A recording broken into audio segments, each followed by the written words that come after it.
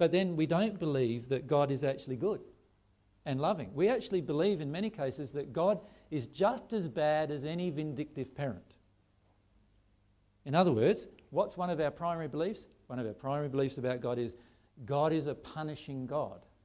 Look at my life. Aren't I getting punished? That's what it feels like a lot of the times, right? So we go, God is a punishing God. Now, that's not a truth. God is actually good and loving, but I don't believe it yet inside of myself because I've got all these emotions towards my father and all these emotions towards my mother, and that's driving a lot of my stuff. But in reality, the truth is that God, the God that we don't know yet properly because we're not yet at one with him, that God is actually good and loving. In fact, is far surpasses any single individual you've ever met on this planet or in the spirit world in terms of love and goodness. And in fact, all the love and goodness in any of those people as a total comes from God. So God is even greater than the total of all the loving and goodness that you've ever seen on the planet or in the spirit world. And God is even better than that. In fact, if we go further, it will then follow that God must be infinitely good because there is an infinite number of things that God has done that are all good. So the truth is that when we begin, we need to have faith that that is true. Because we don't believe it yet. We don't believe that's true yet. Inside of ourselves, we don't believe it's true. We hope it's true, which is totally different than believing it's true and feeling it for ourselves. And so what happens is when an emotion comes up, what do we go? We don't go, oh, God is good. He's going to help me get through this emotion. He's going to help me resolve it all. I know that if I do everything God's way, I do it in a loving and truthful manner, and I'm honest with myself, and I'm open, and I feel this emotion pass through me, I know that I'm going to get through this. We don't feel like that hardly at all. What we feel like instead is, no, God's a punishing God. He's punishing me again. Look at the law of attraction. It's hammering me. Why did God make this fucking law of attraction thing for? Right? And we say, and that's what we do. We get so angry and upset, right? That we start getting into a rage with God about what God's done because we don't believe that actually everything God's done is good and loving. So what about this spirit influence thing? Hey, how cruel's that? That's what we start feeling.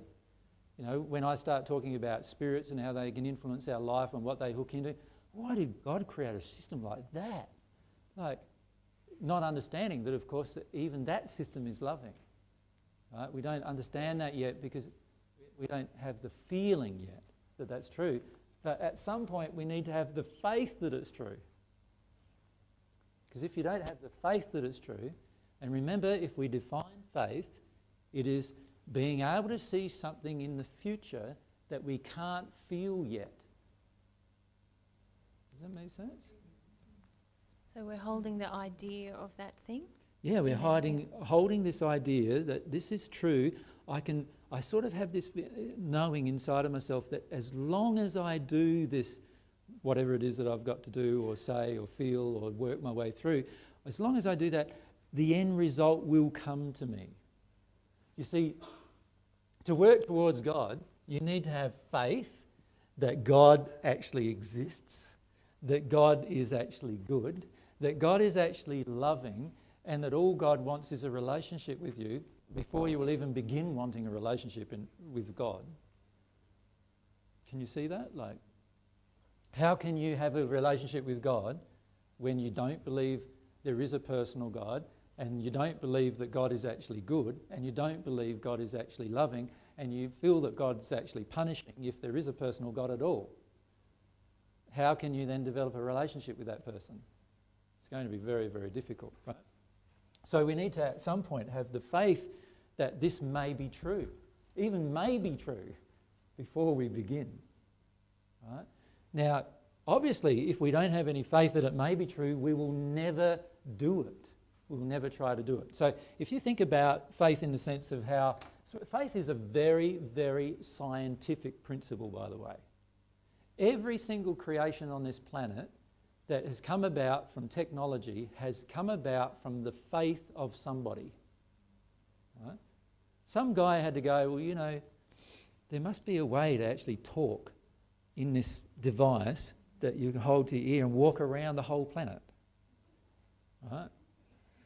Now, if you'd said that to a person 200 years ago, they would have said you're absolutely nutters. That's just not possible. If you'd said to a person 200 years ago that actually there can be a place way in another country that projects an image, and that image will go through space and actually enter a device that you can watch in your own room, in your own living room, and you see everything that's happening in the world. In real time. In real time. There you go, don't be stupid. Like, that's totally unrealistic. Now, somebody didn't say, oh, don't be stupid anymore. Somebody said, oh, I think this is possible. And they had to have so much faith that it was possible that they were willing to invest a large portion of their life creating it. That's how much faith they had to have that it was possible. Right?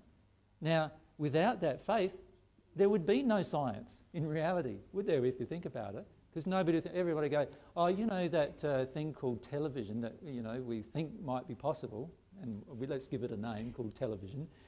Well, everybody here says, no, it's not possible. And anybody in the audience who thinks it's possible, we get them up the front and we just belittle them and make them feel stupid and, tell them how idiotic they are to believe in something that's totally impossible. So that's one way to control the whole thing, isn't it?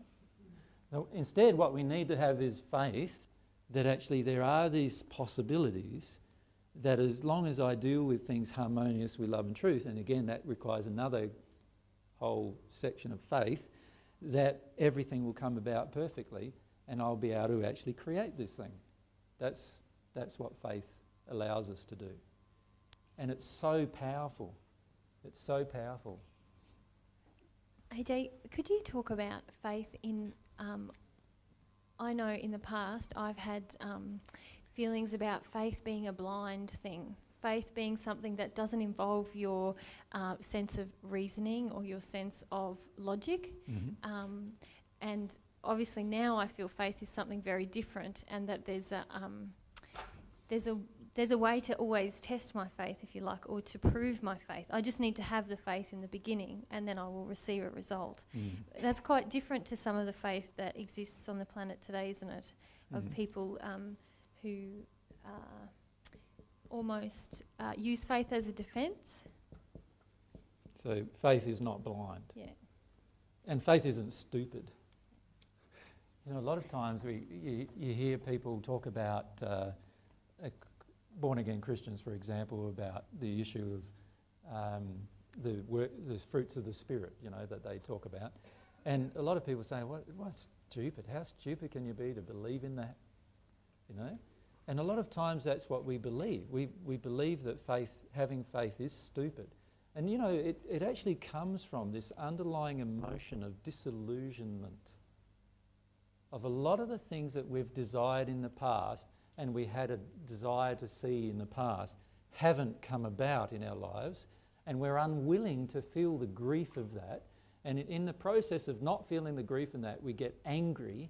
And in the process of being angry, we basically start being a cynic.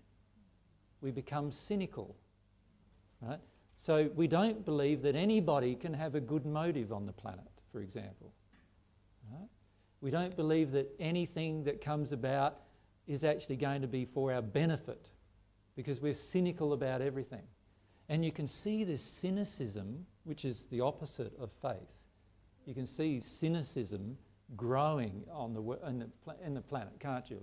And there's so much of it. It pervades so many areas of our lives, this cynicism and the underlying emotion of disillusionment driving it.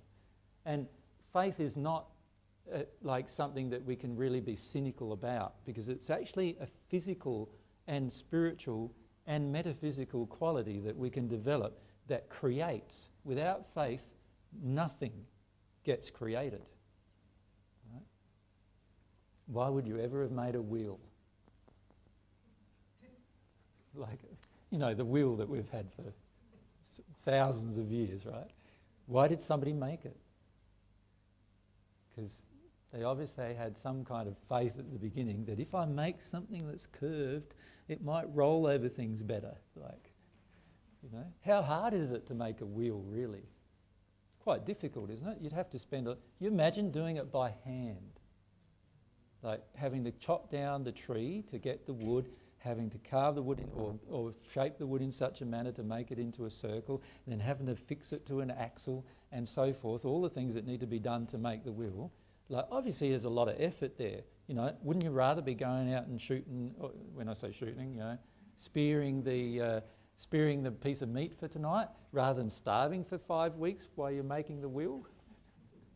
And so what happens most of the time today on the planet is we get into this state where we're only interested in anything that is a quick fix to something. This is why people are addicted to New Age philosophy, because it appears to be a quick fix. Many of you became addicted to New Age philosophy and then realised 20 years later that it wasn't as quick a fix as what you believed, right? But we start the process because we believe it's a quick fix. And faith is not like that either. Faith is very patient.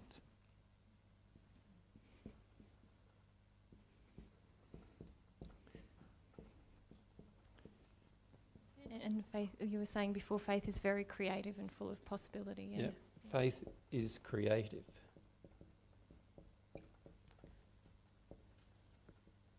So now if I apply this principle of faith to the subject that we're discussing, which is passionately desiring positive change, can you see that if I'm cynical about change, that it's going to be very hard for me to passionately desire it?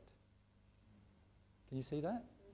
But if I have a belief inside of me, if I have faith that I can change positively quite rapidly, and I can experiment with some of the principles of that, then obviously now I'll have a desire, I'll passionately desire to do it. If I have this feeling inside of me of disillusionment with the universe and the world and what it's done to me in my life, and I don't deal with that emotion and I let that emotion drive me for the rest of my life, then it's going to be very hard for me to passionately desire change. Can you see that? So I need to have some faith that actually all of these things are possible, and all I need to do is exercise a desire to get them. Now, faith isn't as stupid as what many people think, because, you know, most of the time what we do is we fail to perceive what has been done before us. Now, to give you an example of that, you obviously know now that you can fly in an aeroplane. In fact, they've now made aeroplanes, haven't they? What's the new 7, whatever it is, 97 or whatever, 87 or whatever it is? It can have 550 passengers or something in it, right? A380, sorry, 550 passengers, double layer, 2 stories high. Like this great big monstrous thing flies. And it doesn't just fly, it flies at like 600 miles an hour, almost, like, you know, it just flies at these incredible speeds, 1,000 kilometres an hour or so. And it flies, and it carries 550 passengers. Now, we all know that now, but you take us back 200 years. And if I said to you as an audience, actually, I've got in my mind this great idea that we can build this machine and it's going to fly with 550 passengers in it, and on top of that, it's going to propel them at 100 times the speed that a horse can walk. Right? And you'd be going, what an idiot. Like, what planet's he from? Right? How crazy is he? Unless you're a child, and then you might Unless you're a child, you might be quite fascinated. But as an adult, our cynicism drives our response to what we hear, you see. So we're very cynical about everything we hear generally. So there I am, I've got all these wonderful ideas in this mind that I'm getting. A lot of them might be channeled, of course, from the spirit world, but anyway, I'm there. And now what is required of me with let's say all of you as an audience hearing me say that, go, it's way, way out there, it's not possible, and you're projecting all of this stuff at me. So you imagine you being in that position where you're saying something that nobody else around you even believes is possible. What's it going to require for you to actually go ahead and create it? Faith and courage, really, in the end, isn't it? Let's look from the faith perspective. Firstly, you're going to need to have a lot of faith that actually what you actually feel within inside of yourself can be carried out. Why would you otherwise invest like years and years and years of your life experimenting with making it happen without having some kind of driving force? And you know, history is full of examples where people gave up on their faith only to have someone else grab their particular idea with a bit of extra faith, another year or two of it, and all of a sudden you have a creation. History is littered with people like that, right, who gave up on their faith, who stopped having faith.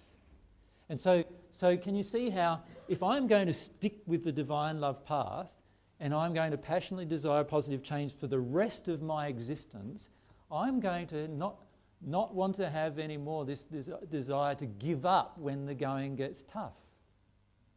And it's only faith that's going to get me through that.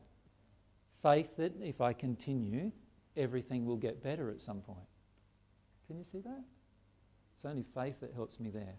If you have a mic across. Thanks. Can I talk about my journey with faith a little bit from an emotional perspective?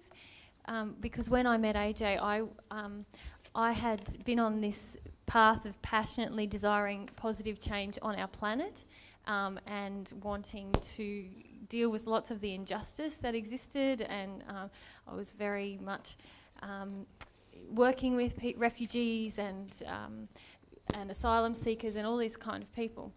And what had happened to me is that I had become very, very cynical about love actually winning out. And I felt that you couldn't go for the real fix anymore because I'd tried and so many people had tried, not understanding, of course, the way you really fix things. But I was happy to work around a lot of negativity in order to make things just a little bit better for people.